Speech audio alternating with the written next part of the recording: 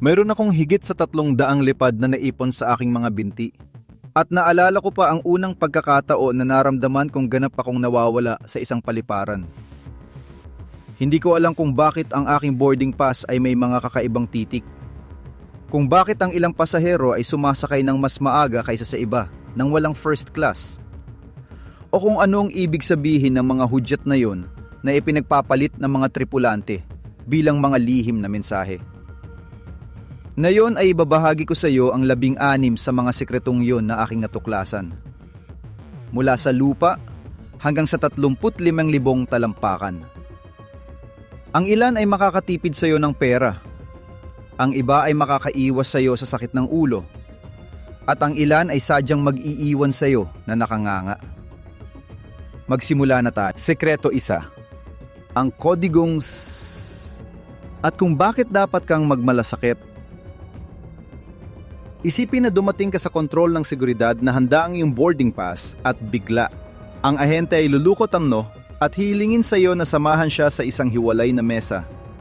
Ang iyong mga nerbiyos ay tataas. May nagawa ka bang masama? Malamang na sa iyong boarding pass ay lumitaw ang 4 na malalaking titik. S, S, S, S. Ang ibig sabihin nito ay Secondary Security Screening Selection. Isang marka na ginagamit ng Transportation Security Administration ng Estados Unidos upang ipahiwatig na ang iyong bagahe at ang iyong tao ay isa sa ilalim sa isang mas masusing inspeksyon. Hindi ito isang parusa o isang akusasyon. Ito ay sadyang isang bandila na nag-a-activate dahil sa ilang mga pattern. Alin? Mga flight na binili sa huling minuto. Pagbabayad ng cash sa halip na card. Mga itinerary na may kasamang hindi karaniwang mga stopover.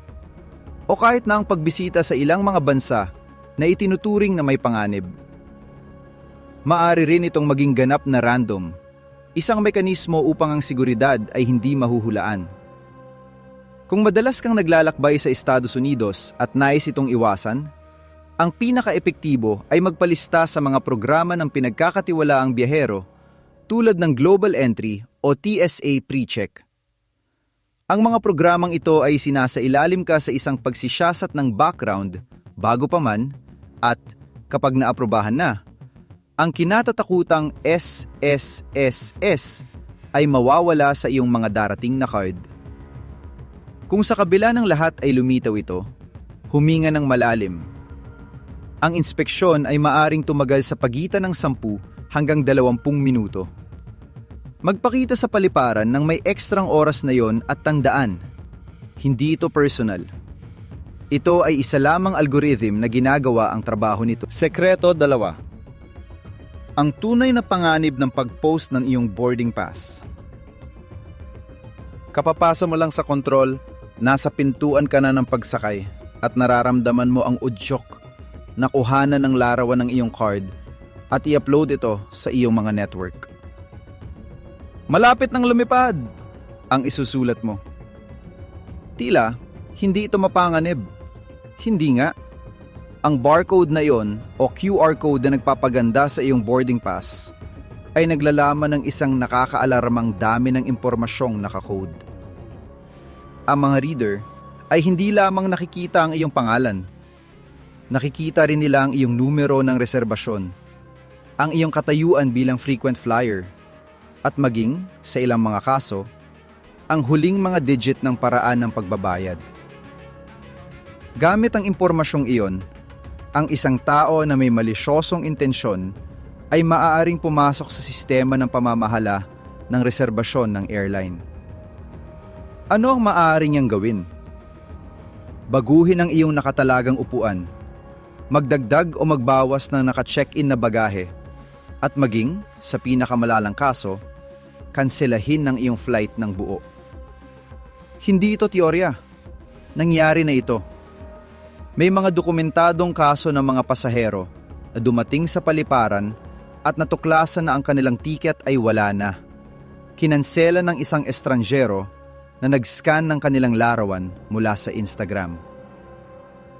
Ang solusyon ay simple at napakadali.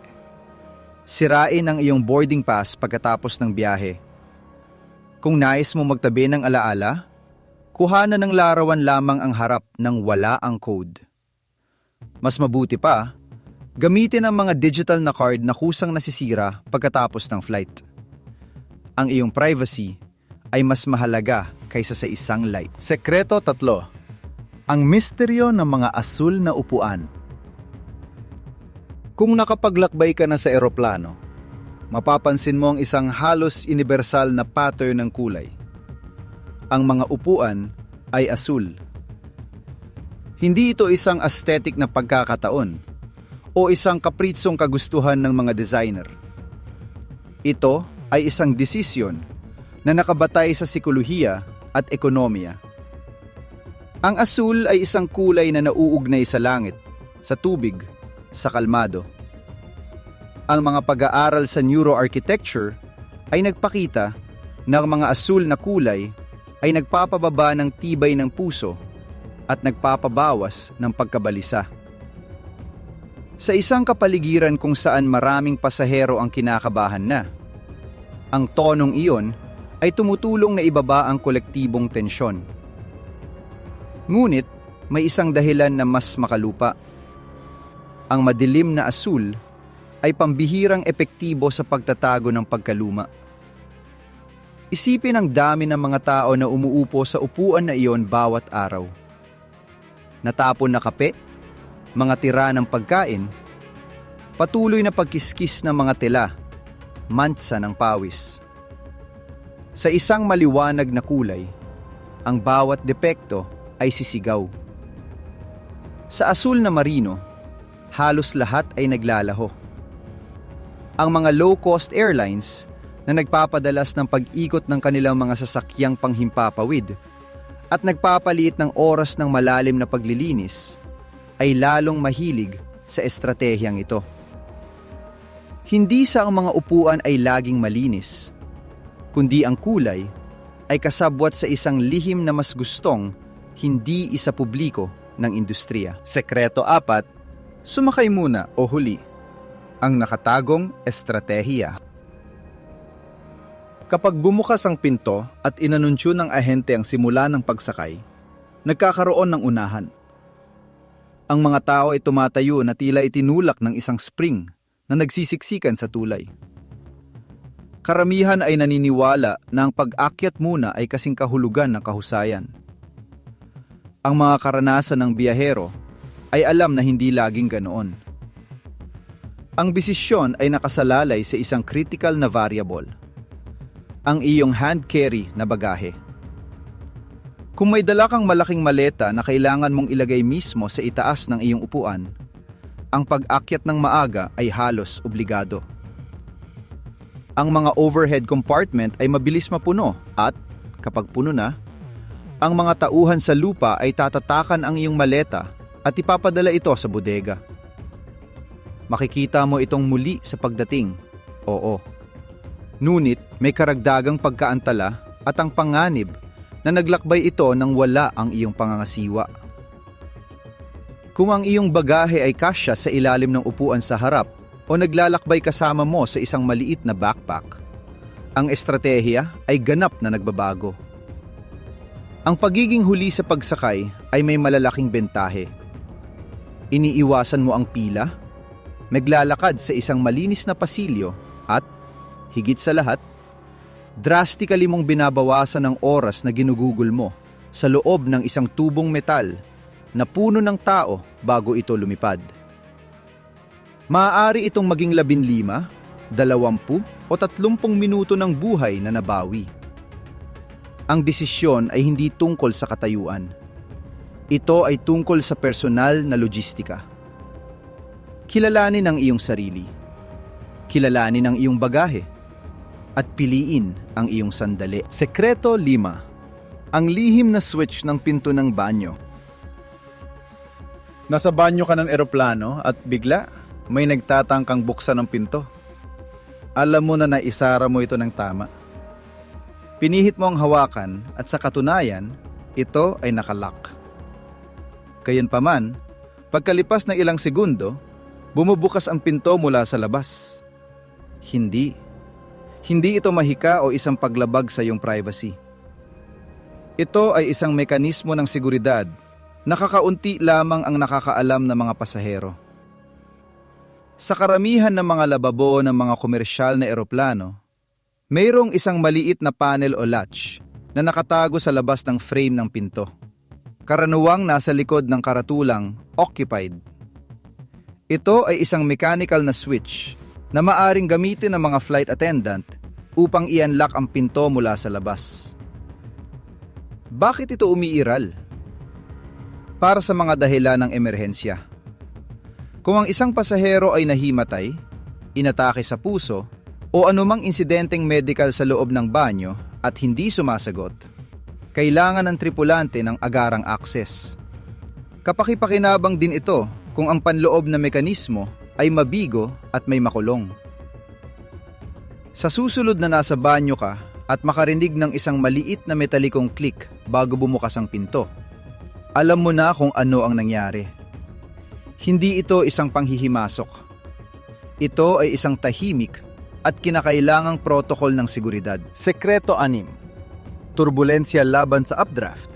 Ang tunay na panganib. Kapag ang eroplano ay nagsimulang gumalaw at ang mga pakpak ay tila nanginginig, ang karaniwang pasahero ay humahawak ng mahigpit sa armrest at nag-iisip ng pinakamasama. Ang mga piloto samantala ay karaniwang nananatiling tinang. Bakit? Dahil alam nila na ang karaniwang turbulensya, yaw nagpapakalog sa iyo at nagpaparamdam na ikaw ay nahuhulog, ay bihirang mapanganib. Ang mga margin ng tunay na pagbagsak ay bihirang lumampas sa 3 o 6 na metro, kahit na ang iyong tiyan ay sumisigaw na ikaw ay nahulog ng 30 palapag. Ang tunay na ikinababahala ng mga profesional ay ang isa pang phenomenon, ang marahas na updraft. Hindi tulad ng turbulensya na magulo at maraming direksyon, ang updraft ay isang masanang hangin na gumagalaw pa itaas ng may malakas na puwersa na nauugnay sa malalakas na bagyo. Ang mga hanging ito ay maaring itulak ang nguso ng eroplano patungo sa langit sa isang biglaang at matagal na paraan na dinadala ito sa mga altitude na hindi pinahihintulutan o, ang pinaka-critical, na nagdudulot ng pagkawala ng sustentasyon kung ang piloto ay hindi tumugon ng mabilis. Bukod dito, ang mga ito ay hindi nakikita. Ang radar ng panahon ay nakakadetect ng ulan at mga partikulo, ngunit hindi laging nakikilala ang patayong direksyon ng hangin. Ang isang sanay na piloto ay alam na ang pahalang na pagyanig ay nakakainis. Ang isang sapilitan at hindi inaasang pag-akyat ay isang tactical na emerhensya. Sekreto 7. Paano talaga gumagana ang sistema ng babala sa trapiko? Isipin na nagmamaneho ka sa isang highway na may makapal na fog at bigla, isang tinig ang bumubulong sa iyong tainga na may isa pang kotse sa loob lamang ng 200 metro. Iyan, sa esensya, ang TCAS, ang Traffic Alert and Collision Avoidance System. Ito ay isa sa mga pinaka-hindi pinahahalagahang imbensyon sa modernong abyasyon. Ang operasyon nito ay elegante.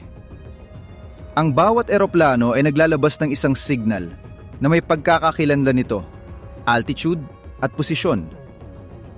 Ang TCAS ay nakikinig sa mga signal na yon sa paligid nito at kinakalkula ang mga trajectory. Kapag na-detect nito na ang isa pang eroplano ay mapangalib na lumalapit, nag-a-activate ito ng maagang babala. Trapiko, trapiko. Ito ay isang biswal at naririnig na babala upang ang mga piloto ay tumingin sa labas at hanapin ang banta ng biswal. Kung ang distansya ay patuloy na lumiliit at ang sistema ay kumalkula na mayroong tunay na pangalib ng banggaan, ang boses ay nagbabago ng tono at nagiging pautos. Akyat! Akyat! Baba!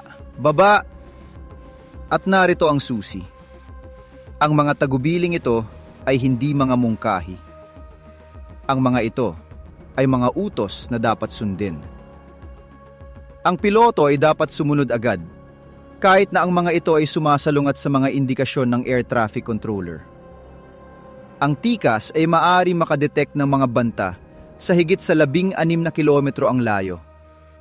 Ngunit kapag ang boses ay nag-utos ng pagtakas, ang margin ay lumiit na sa mga segundo. Ito ang huling linya ng depensa laban sa pagkakamali ng tao.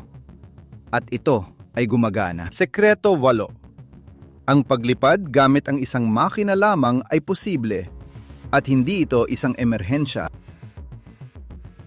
Ang makita ang mga talim ng isang makina na nakahinto mula sa bintana ay nagdudulot ng agarang panginginig. Ang puso ay bumibilis. Ang isip ay tumatalon sa pinakamasama. Ang katotohanan gayunpaman ay hindi ganong madrama. Ang mga komersyal na bimotores na eroplano ay idinisenyo, sertipikado, at sinubukan upang lumipad gamit ang isang makina lamang. Hindi ito isang kanais-nais na sitwasyon, ngunit hindi rin ito isang critical na emerhensya. Sa panahon ng pag-take off, na siyang sandali ng pinakamataas na pangangailangan, ang eroplano ay may sapat na lakas sa natitirang makina upang ipagpatuloy ang pagtakbo, umakyat ng ligtas, at pagkatapos magsunog ng gasolina o magpagaan ng tingbang, bumalik para sa isang perpektong kontroladong paglapag. At paano kung parehong mabigo ang dalawa ng sabay? Ang posibilidad ay napakababa na sinusukat sa mga kaganapan bawat 1 bilyong oras ng paglipad. Ngunit kahit sa matinding senaryo na yon, ang eroplano ay hindi bumubulusok tulad ng isang bato. Ang ratio nito sa pag-glide, bagaman hindi kasing husay ng sa isang hang glider, ay nagpapaintulot dito na makalakbay sa isang malaking distansya. Ang mga piloto ay magkakaroon ng hindi bababa sa 20 minuto upang kilalanin ang isang angkop na paliparan at magsagawa ng paglapag ng walang mga makina. Isang manyobra na sinasanay nila sa mga simulator bawat 6 na buwan. Ang panuntunang ETOPS na nagpapahintulot ng mga long-distance flight sa ibabaw ng mga karagatan ay nagpapatunay na ang isang eroplano ay maaaring lumipad hanggang sa 5 oras gamit ang isang makina lamang. Hindi ito pampalubag loob. Ito ay napatunayang inhinyeriya. Sekreto siyam. Bakit ang pagkain ay lasang kakaiba at ang mga earphone ay maaring magligtas sa iyo? Ang manok na may sauce ay hindi katulad ng lasa sa iyong pinagkakatiwalaang restaurant. Ang alak na labis mong gusto sa bahay ay lasang patag, halos metaliko. Hindi ito kasalanan ng chef. Ito ay kasalanan ng physics. Sa cruising altitude, ang cabin ay nakapressurize sa isang pressure na katumbas ng mararamdaman mo sa mga 2,400 metro sa itaas ng antas ng dagat. Sa kapaligirang yon, ang relative humidity ay bumabagsak sa ibaba ng 20% at ang atmospheric pressure ay bumababa. Ang dalawang kondisyong ito ay nagpapatuyo sa iyong mga butas ng ilong at direktang nakakaapekto sa mga olfactory cells na responsable sa 80% ng iyong nararamdaman bilang lasa. Ang resulta ay isang pagkawala ng pagiging sensitibo hanggang sa 30%, lalo na sa mga lasang matamis at maalat. Alam ito ng mga airline at kumukuha sila ng mga chef na dalubhasa sa pagluluto para sa altitude. Nagdaragdag sila ng 20% ng asin at mga pampalasa sa kanilang mga ulam, pinatitindi ang mga sabaw, at pinalalakas ang mga dessert gamit ang mga citrus. Ngunit may isang karagdagang trick na kakaunti ang nakakaalam. Ang mga earphone na may active noise cancellation ay hindi lamang nagpapabuti sa iyong karanasan sa pakikinig. Maaari rin nilang pabutihin ang iyong panlasa. Sa pamamagitan ng pag-aalis ng patuloy na ingay ng mga makina, binabawasan ng iyong utak ang cognitive effort na inilalaan sa pagproseso ng tunog at nagpapalaya ng mga mapagkukunan para sa iba pang mga pandama. Ang pagkain ng tahimik o ng may mas kaunting ingay ay naglalapit sa iyo ng kaunti sa karanasan ng panlasa sa lupa. Hindi ito mahika, Ito ay applied neuroscience. Sekreto 10. Ang lihim na wika ng mga timbre at tunog. Sa panahon ng paglipad, makakarinig ka ng mga tunog. Mga beep, mga tunog ng kampana, mababa at matataas na tono. Para sa nagagambalang pasahero, ang mga ito ay ingay lamang sa paligid. Para sa tripulante, ang mga ito ay isang functional na Morse code na naghahatid ng critical na impormasyon nang hindi kinakailangan ng mga salita. Sa karamihan ng mga airline, ang isang solong mataas na tono pagkatapos ng pag-take off ay nagpapahiwatig na ang landing gear ay itinataas na.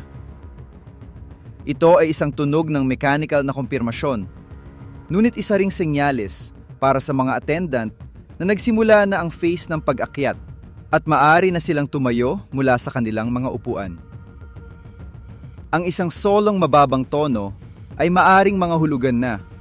Ang isang pasahero ay humingi ng tulong mula sa kanyang upuan. Ang dalawang magkasunod na mababang tono ay karaniwang isang tawag sa pagitan ng mga cabin. Halimbawa, mula sa piloto patungo sa cabin manager. Ang tatlong mababang tunog ng kampana, mahaba at may pagitan, ay babala ng paparating na turbulensya. Kapag narinig mo ang patoy na iyon, obserbahan kung paano binabago ng mga attendant ang kanilang pag-uugali agad-agad. Itinatabi ang mga cart, sinesecure ang mga maluwag na bagay, at umuupo na ang mga sinturon ay mahigpit na nakakabit. Mayroon ding mga tono mula sa cockpit. Ang isang maikli at mataas na beep ay karaniwang ang kapitan na tinatawag ang isang particular na attendant. Kung ang tunog ay paulit-ulit na may pagpupumilit, mayroong isang bagay na nangangailangan ng agarang atensyon. Ang pag-alam sa mga kodigong ito ay hindi gagawa sa iyo na miyembro ng tripulante, ngunit mabibigay daan sa iyo na maunawaan ang hindi nakikitang ritmo na namumuno sa cabin. Ang eroplano ay nagsasalita. Kailangan lang matutong makinig dito. Sekreto 11. Ang pinakamatatag na upuan sa eroplano. Kung ikaw ay isa sa mga pumipikit at humahawak ng mahigpit sa mga armrest tuwing nagsisimulang manginig ang eroplano, makinig ng mabuti. Hindi lahat ng upuan ay pare-pareho sa harap ng turbulensya. Ang physics ay walang awa at kasabay nito, ang iyong pinakamahusay na kakampi. Ang eroplano ay umiikot sa sentro ng gravity nito, na matatagpuan humigit kumulang sa lugar kung saan ang mga pakpak ay sumasama sa fuselage. Iyan ang punto ng balanse. Kapag ang isang bugso ay nagtaas ang uso, ang buntot ay bumababa tulad ng isang siso. Kapag ang buntot ay tumaas, ang nguso ay bumababa. Ngunit ang gitna, ang lugar sa ibabaw ng mga pakpak, ay mas kaunti ang galaw. Ito ay tulad ng paghawak sa isang ruler sa gitna at pag-alog dito. Ang mga dulo ay nanginginig ng may karahasan. Ang gitna ay halos hindi gumagalaw. Para sa isang kinakabahang biyahero, ang estratehiya ay malinaw. Mag-reserve ng upuan sa mga row na nasa pagitan ng exit sa ibabaw ng mga pakpak at ilang upuan sa likod dito. Ito ang lugar ng minimum angular displacement. Ang kompromiso, dahil laging meron nito, ay ang mga upuang ito ay karaniwang mas malapit sa mga makina. Ang ingay ay bahagyang mas mataas, at ang view ng mga pakpak ay maaring bahagyang humarang sa tanawin. Ngunit kung ang iyong prioridad ay bawasan hanggat maaari ang pakiramdam ng paggalaw, iyon ang iyong kanlungan. Ang isang impormadong pasahero ay isang mas tinang pasahero. Subtitulo: Sekreto 12. Bakit ang mga piloto ay hindi kailanman kumakain ng parehong pagkain? Isipin ang eksena.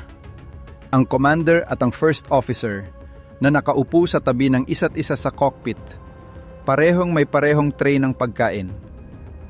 Ito ay isang karaniwang eksena sa pelikula. Ngunit sa totoong abyasyon, ito ay mahigpit na ipinagbabawal. Hindi dahil sa usapin ng etiketa, kundi dahil sa prinsipyo ng risk management. Ang protocol ay tinatawag na magkaibang pagkain, at ang layunin nito ay iwasan ng isang tahimik na sakuna, ang sabay-sabay na pagkakalasan sa pagkain ng dalawang piloto. Kung kapwa sila kumain ng parehong kontaminadong pagkain at parehong magkasakit ng sabay, ang cockpit ay mawawalan ng pamumuno sa gitna ng paglipad.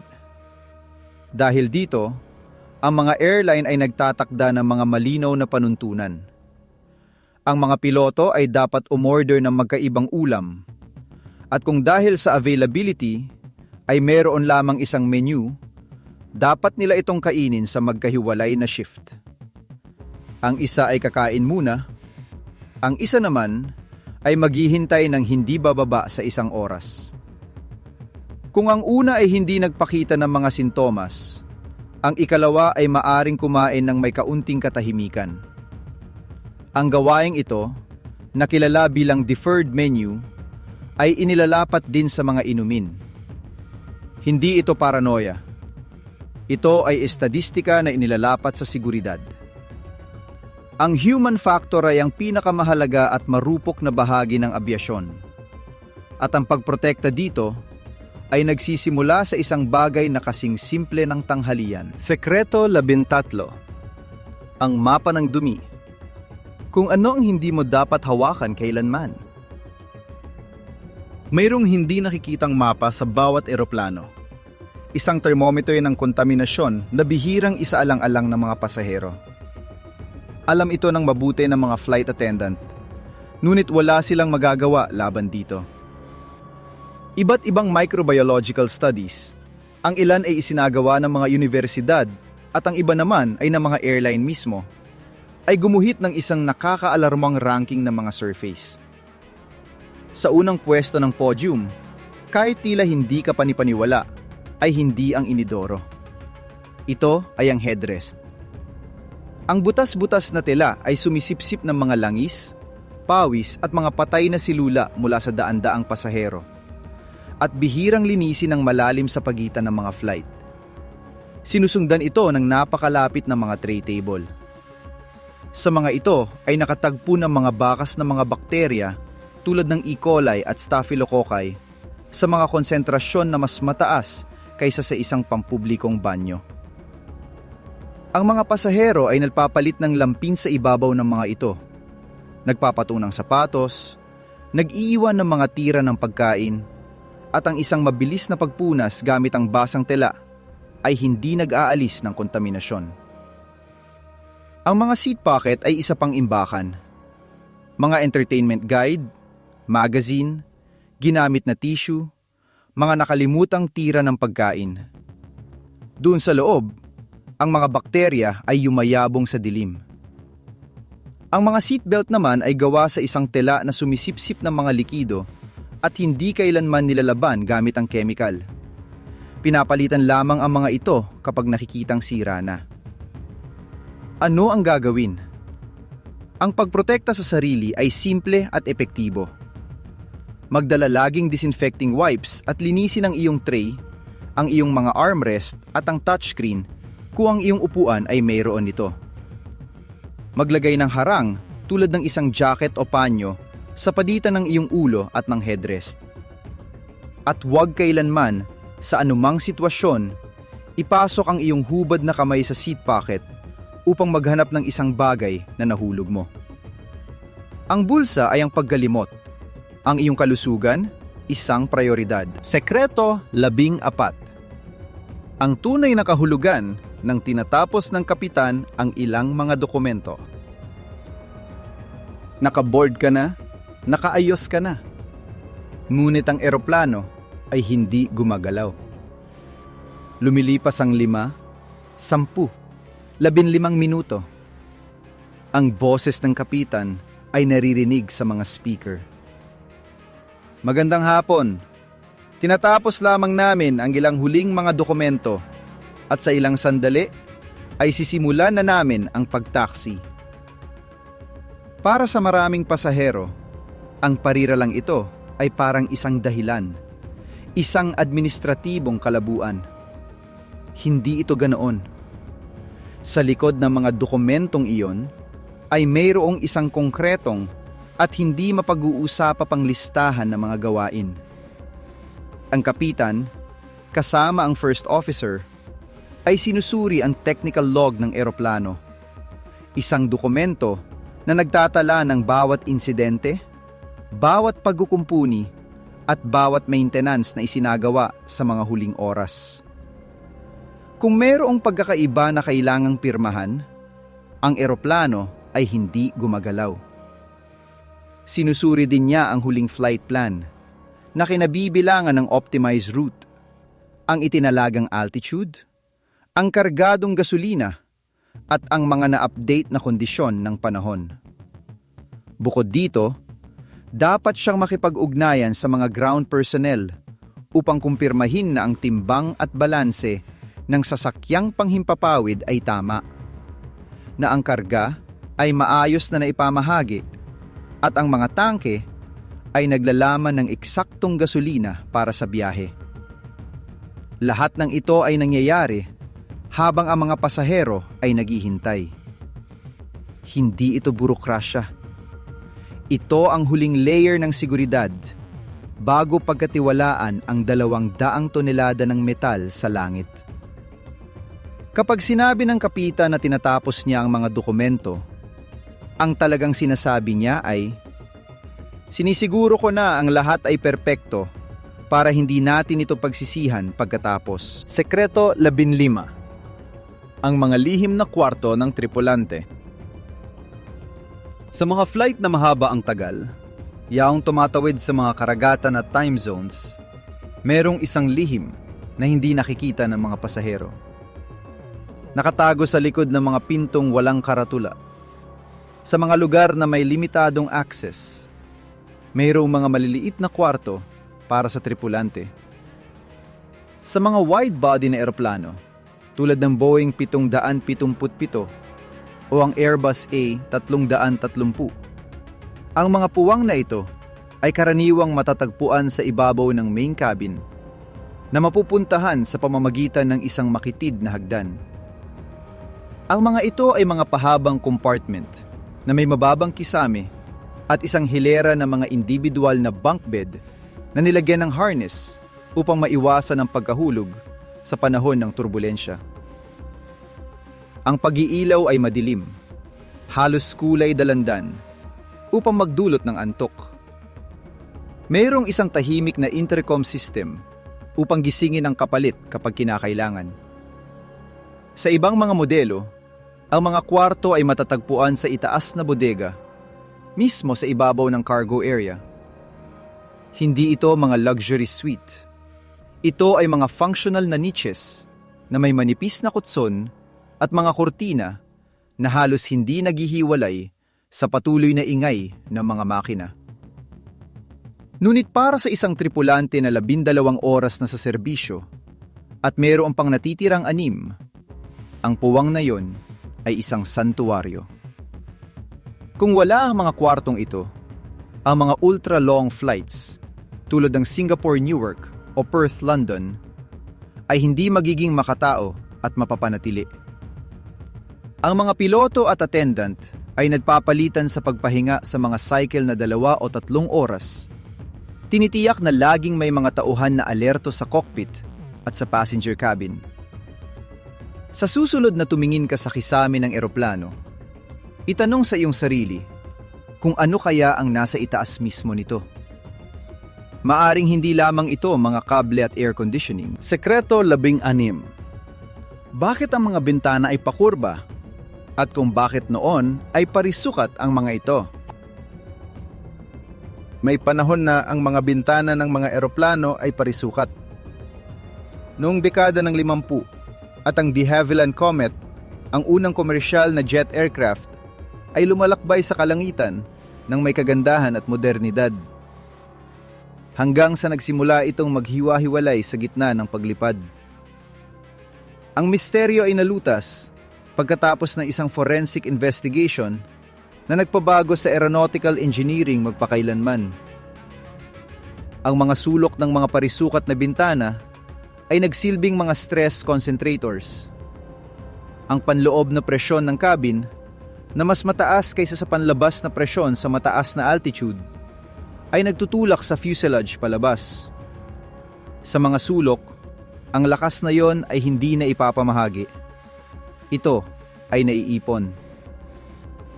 Sa bawat cycle ng presorisasyon at depresorisasyon, ang metal ay napapagod hanggang sa lumitaw ang mga microcracks. At ang mga microcracks, sa hindi maiiwasang paraan, ay naging mga sakunang pagkawasak. Ang solusyon ay kasing simple at kasing elegante. Mga hugis itlog na bintana o may mga bilog na sulok. Ang radius ng kurba ay nagpapamahagi ng presyon ng pantay-pantay sa paligid ng perimeter. Inaalis ang mga maihinang punto. Simula noon, wala ng komersyal na eroplano ang nagkaroon ng mga parisukat na bintana. Ito ay isang aral na nakaukit sa bawat fuselage, isang tahimik na pagpupugay sa mga biktima ng comet at sa kakayahan ng industriya na matuto mula sa sakit. Sa bawat oras na tumingin ka sa pakurbang bintana na yon, tandaan na ang hugis nito ay hindi para sa kagandahan. Ito ay para sa kaligtasan. Sama-sama nating nilakbay ang 16 na lihim. Mula sa mga titik na nagbubunyag sa iyong boarding pass, hanggang sa mga nakatagong kwarto sa itaas ng iyong ulo. Mula sa siyensya ng mga pakurbang bintana, hanggang sa tahimik na estratehiya ng reklamo na naisulat ng maayos. Ang pag-alam nito ay hindi gagawa sa iyo na piloto o travel agent, ngunit gagawin ka nitong isang ibang uri ng biyahero. Isang tao na tumitingin sa eroplano at hindi nakikita ang isang maingay na tubong metal, kundi isang kamangamanghang inhinyeriya na puno ng mga kwento. Isang tao na pumapasok sa paliparan at kinikilala ang disenyo, ang mga bitag at ang mga kanlungan. Ang kaalaman ay ang hand-carry na bagahe na hindi kailanman bumibigat at laging nagdaragdag.